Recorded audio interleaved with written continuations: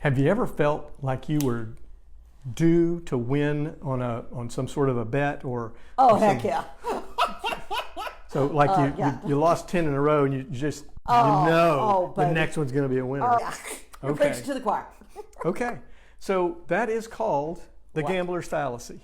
Really? So there is an actual word for it. It is a cognitive bias, and it is something that is very common and very popular, actually. So how does it work? Well, let's talk about just flipping a coin, okay? If I have a coin that's a brand new perfect coin, perfectly balanced, right?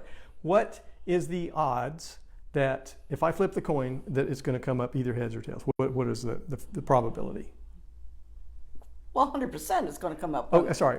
What's the probability it's going to come up heads? I think it's 50% of the time, right? Yes, 50-50, exactly. Yeah. If you flip a coin, a fair coin, they call it a fair coin if it's not flawed or weighted on one side. If you flip that like 10,000 times, the number of heads and tails is going to very, very closely approach 50-50. 50, yeah. Okay. I understand. All right, perfect. Now. Yeah. What's the catch? Here's the catch. The odds of flipping 21 heads in a row is 1 in 2 million. Actually, 2,097,000.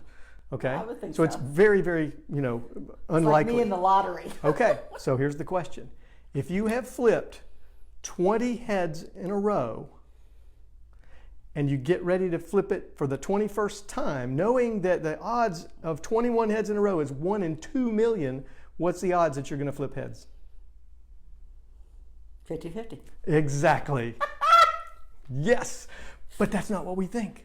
No, that's not what we think. And I mean, I remember buying, trading analysis and statistical analysis from a guy years ago, and he had all this pages and pages and pages of tables, and it was all based on this false statistics, this false analysis of what you were due based on, previous occurrences.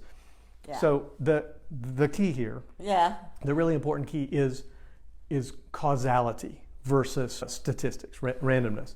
So, one example would be, if you see like one thing causes another, and you pretty much know that if you go outside and there's really dark rain clouds over your house and you hear thunder, there's a pretty good chance, there's a better than average chance that it's going to rain soon, okay? Yeah, and we're in Florida, so that happens a lot. Yeah, that does happen. So that would be causal. Rain clouds cause rain, okay? Okay. But flipping 5 heads in a row does not cause the next flip to be no, right? So, but that's the gambler's fallacy, and we see it both ways. We see it in the case of expecting things to change, but expecting our luck to change is another one. One of the articles that I'll put links in the description. One of the articles talked about a lady going to rather than individual bets, going to the casino, and she's lost 5 days in a row. So today's her day. Today's the day. And I think your mama did that with the horses. Please. Yes, all the handicapping. Yeah, exactly. So, another story.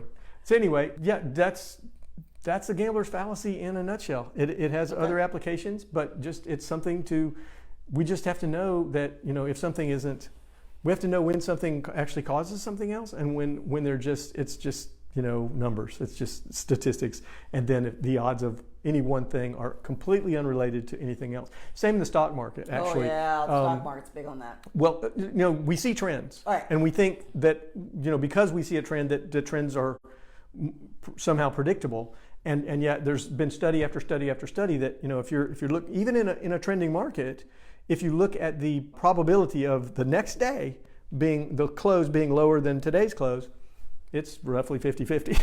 It's very... And the stock market's never going to go down. Oh, please. All right. Well, thank you so much for spending some time with us. I love this. Again? I've got so much experience with this one. Oh, gosh, yes. So don't be like me. That's right. Don't be like... And we'll see you soon. Bye-bye.